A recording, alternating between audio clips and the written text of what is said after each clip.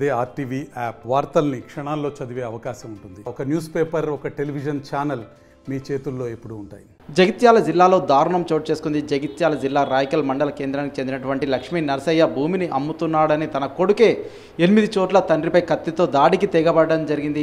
ఒక రకమైన భయాందోళన పరిస్థితులు నెలకొని హుటాహుటిన గమనించినటువంటి స్థానికులు జగిత్యాల ఏరియా ఆసుపత్రికి తరలించారు. మెరుగైన వైద్య సేవల నిమిత్తం హైదరాబాద్ తరలించి ట్రీట్మెంట్ అందిస్తున్నట్లు కొంత సమాచారం అందుతుంది. గత కొద్ది రోజులుగా తండ్రికి కొడుకుల మధ్య కొంత వివాదం నెలకొంది. భూమి విషయంలో కావచ్చు, అంతేకాకుండా ఇతరత్ర విషయంలో తండ్రి కొడుకు పడట్లేదు అంటూ సైతం కొంత ప్రచారం అయితే కొనసాగుతుంది. లక్ష్మీ నరసయ్యకు ముగ్గురు సంతానం, 2 కూతుర్లు, 1 కొడుకు కాగా పెద్ద కూతురికి వివాహమై విడాకుల ఇంటి వద్దే ఉంటుంది. చిన్న కూతురి వివాహానికి సంబంధించి దాదాపు 10 లక్షల రూపాయల వరకు అప్పు చేయడం జరిగింది. ఆ అప్పు తీర్చడానికి లక్ష్మీ నరసయ్య తనకున్నటువంటి భూమిని అమ్మడానికి ప్రయత్నం చేయడం జరిగింది. ఇది గమనించినటువంటి తన కొడుకు రాజేందర్ ఒక స్నేహితుడి సహాయంతో తండ్రిపై 8 చోట్ల కత్తులతో దాడికి తెగపడడం జరిగింది. 8 పోట్లు పొడవడం జరిగింది. దీంతో కుప్పకూలినటువంటి లక్ష్మీ నరసయ్యను గమనించినటువంటి కుటుంబ సభ్యులు, స్థానికులు వెంటనే ఏరియా ఆసుపత్రికి తరలించారు. ప్రస్తుతం అతని పరిస్థితి కొంత విషమంగా ఉన్నట్లు వైద్యులు వెల్లడిస్తున్నారు. ఏదేమైనప్పటికీ తండ్రిపై కొడుకు దాడి చేయడం చాలా హేయమైన చర్య, చాలా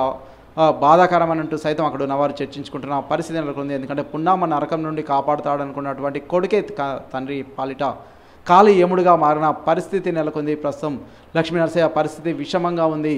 అసలు ఇలాంటి పరిస్థితులు సైతం వస్తాయా, కన్నా కొడుకే తండ్రిపై దాడి చేయడం ఏంటి అంటూ సైతం అక్కడ ఉన్నవారు మాట్లాడుకుంటున్నారు. భూమి విషయంలో కూర్చొని మాట్లాడుకునే సమస్య పరిష్కారం అయ్యేది, చిన్నవాటికే పొడుచుకోవడం, చంపుకోవడం వరకు ఏంటి అంటూ సైతం గ్రామంలో జోరుగా మాట్లాడుకుంటున్న పరిస్థితి సైతం నెలకొంది.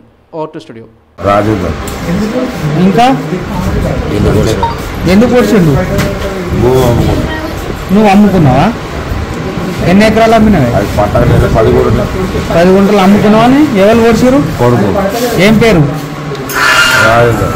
ఇంకా వాళ్ళు ఉన్నారు? ఆయన పేరేంటిది? పేరేమన్నా ఐడియా ఉందా?